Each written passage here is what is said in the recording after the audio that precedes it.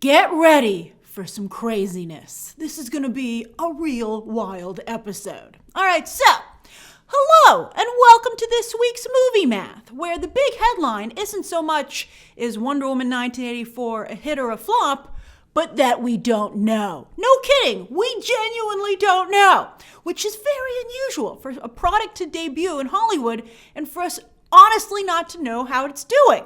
I can't even get a solid read on if people like the film or not. And I'm sure some of you are like, I have a solid read, Grace. But wait until you see the audience scores from people who were polled at the theater. It's like really confusing. Also, I'm not sure if this whole situation is good or bad. I mean, buzz makes a movie even more of a hit. You know, it's important it's a building block in the path to success for movies. It's why so many people want to preserve the theatrical model. You want that great headline. You want that big number. So that's important. But in this case, I feel that Wonder Woman 1984 could also be benefiting from a smoke screen of uncertainty. So please discuss your own thoughts and if this is a good or a bad situation down below as I break down what we do know and I ask some compelling, important questions. All right, so Wonder Woman 1984 opened in both theaters and on HBO Max, but we only really have concrete numbers for one of those distribution paths, the box office. With 56% of theaters open at the domestic box office, Wonder Woman 1984 more than quadrupled the normal pandemic bow of $4 million, and came in way ahead of Nolan's Tenet, Warner Brothers' last attempt to open a movie during the pandemic. But Tenet was available only in theaters and at a time when coronavirus numbers weren't as bad as they are now. Yet Wonder Woman 1984, fascinatingly, still did better. Is it Christmas? Is it the popularity of the first film, even though Patty Jenkins delivered a film that was a complete 180 of that? Is it that it's a superhero movie? Was that just enough? Or people just had enough of sitting at home? Although when you see, we're going to break it down, I'll quickly show you the rest of the box office. And the rest of the box office is bad. So it clearly was Wonder Woman 1984 that got people to go to the theater. And that's a nice feather in its cap for sure. But what's really interesting about the theatrical situation is that Wonder Woman 1984 did 10,000 private rentals. That's incredible. It shows a real path forward as a lifeline for movie theaters right now. In fact, some of you who work at movie theaters have told me you don't have as many regular showings of the film, of a new film, because so many theaters are being dedicated to this new revenue stream of private theater rentals. And it ain't cheap to rent a theater. For a new movie, for a first-run movie in the tri-state area, it's $249 to rent out a theater, and that doesn't include food or beverage. I'm curious, did anyone here rent out a theater for the holidays? How much did it cost you, and did you feel it was worth it? How many people did you bring with you? I saw on AMC's website for private rentals that they're running at 40% capacity. But do you know like 30 people that you want to take to the movies on Christmas Day? I'm very curious as to how this is working out. It's a little bit like what restaurants are doing, creating these little pods to eat in as well, trying to create private spaces. And I think it's incredible that this is actually working for movie theaters. I don't think the pandemic will last long enough for this to affect construction, but this is a big deal. That's a very big deal. And people who went to the theater to see Wonder Woman 1984 liked it. It got a B+ cinema score. That's the same as Joker, the most recent divisive DC movie in a string of divisive films. Why DC? Why is it always DC? I think it's because they take really strong artistic risks. And I think for the most part, they've benefited financially. Although it's weird, they take such strong creative risks to help their filmmakers, and their filmmakers, at the first chance they get, turn on Warner Brothers and say really bad stuff about them. No loyalty. All right, so anyway, Wonder Woman 1984 also had some real nice demographic breakdowns. 50-50 split between men and women, 39% Caucasian, 25% Hispanic, 23% African American, and 13% other. Now, as for HBO Max, Warner Media has not released any updated subscription numbers, but they did say that, maybe they weren't good. Maybe they would have announced them if they were good. But these are the numbers they came up with. They were like, here's some good numbers. Put these in your articles. All right, so 50% of all subscribers watched Wonder Woman 1984 the day that it debuted, Christmas Day. You would think it would be more, quite frankly.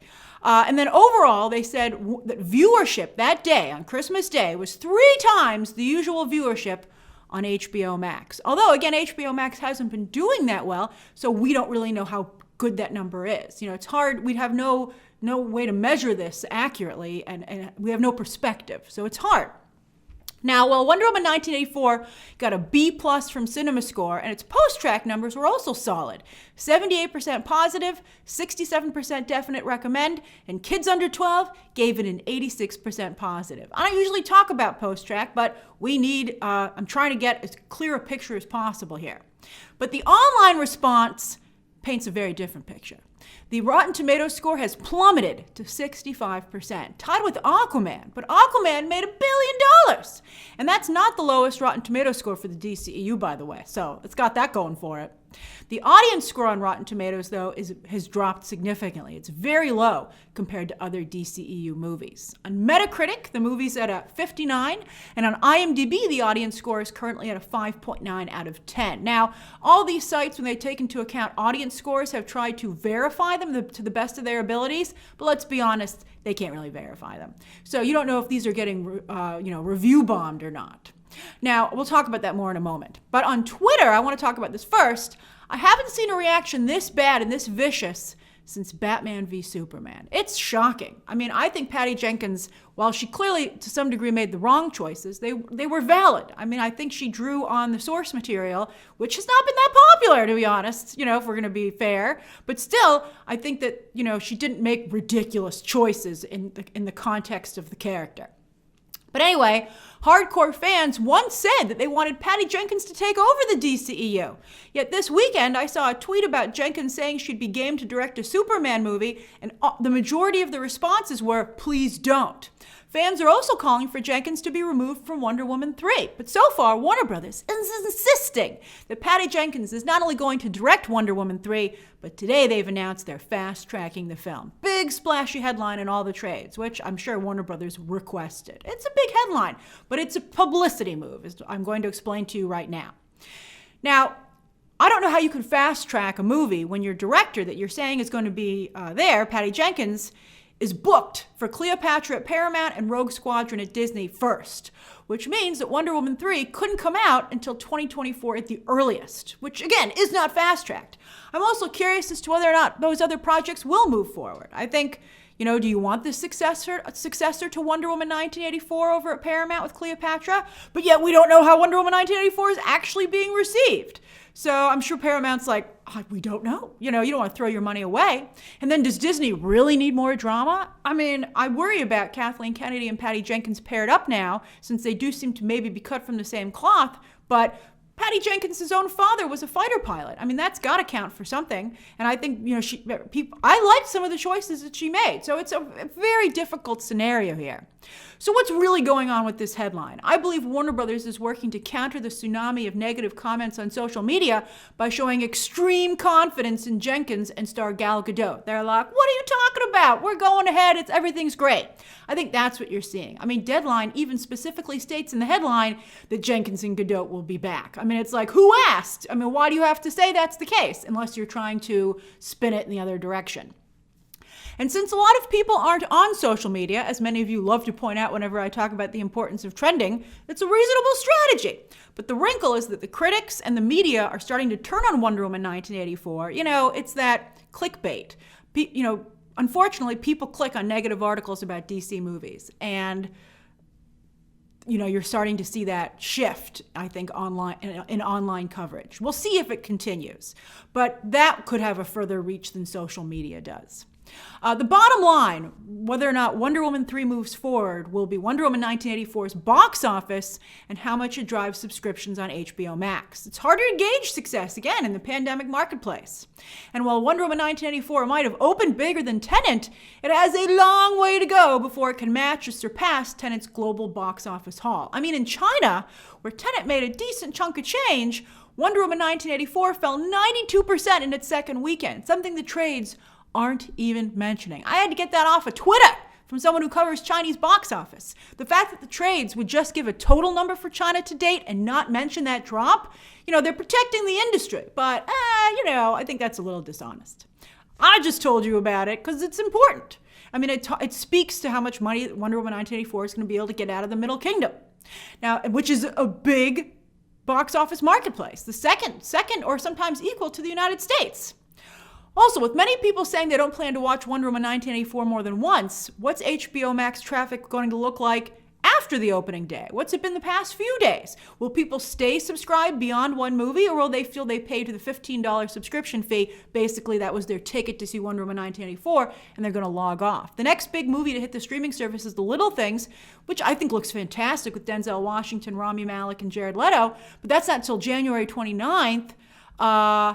And I mean, maybe they did put it right outside, I think, the monthly window. I'm not sure if they do it per month from when you subscribed or per actual month. But, you know, I don't know if people will stay subscribed for that film. Because, you know, I think that film will eventually obviously hit traditional PVOD, etc. Now, also, Soul hit Disney Plus on Christmas Day as well. We have absolutely no idea how it did. No idea. It's just out into the black hole of streaming. It trended. That was nice. It trended. It trended not only on its opening day, and it had a little bit of a head start to Wonder Woman because Wonder Woman didn't debut until noon Eastern Standard Time, while Soul hit at about midnight. And it trended the next day too, which is nice. And it seems to be the top content on the service all weekend, unseating series, The Mandalorian and The Simpsons. It's tough for a movie to compete with the series just because the series have more hours. But we'll have to likely wait weeks to get a clear idea of how it's done, if we ever get a clear picture at all. I mean, Disney Plus already has a lot of subscribers. I mean, so it just made subscribers, you know, content. It's hard to see how it does. I guess we'll have to wait and see what the Nielsen number looks like in terms of, you know, where it ranked overall. But that doesn't come out for like 3 weeks. I also, of course, you know, how it does at the Oscars. And Pixar is a very strong awards contender, and I think Soul, of course, will you know, continue that tradition. Soul did hit 10 markets theatrically overseas and opened with 7.6 million, 5.5 from China. Now, the trades are like, oh, that's better than Onward, but it's nowhere near as good as Toy Story 4 or Coco. I mean, that's like a third of what Coco did. So, I mean, it's medium. But the audience scores were very high, so maybe Soul will have legs in China. We'll see. As for the rest of the box office, as I said, it was pandemic business as usual for the rest of the pack. So that's a nice look for Wonder Woman 1984. It shows that it was the movie itself that made a difference. As for what people streamed this weekend, besides Wonder Woman 1984 and Soul, although that took up a lot of bandwidth, literally, on iTunes, Universal's The Croods 2 continues to do very well as a $20 rental, while showing, I think, you know, that's their second success after Trolls, so it seems to really work particularly well with family films. Tenet and Greenland are also going strong, although they can't compete with The Croods 2. And The War with Grandpa has seen renewed interest over the holidays. It has a little bit of a holiday aspect to it. You know, I thought that movie was cute. The dreaded cute, but it was cute. Cute's not bad. It's better than a bad movie. And over on Netflix, 3 new originals debuted at the very top, so that's fantastic, although no one's talking about any of them because everyone's talking about Wonder Woman 1984 and Soul.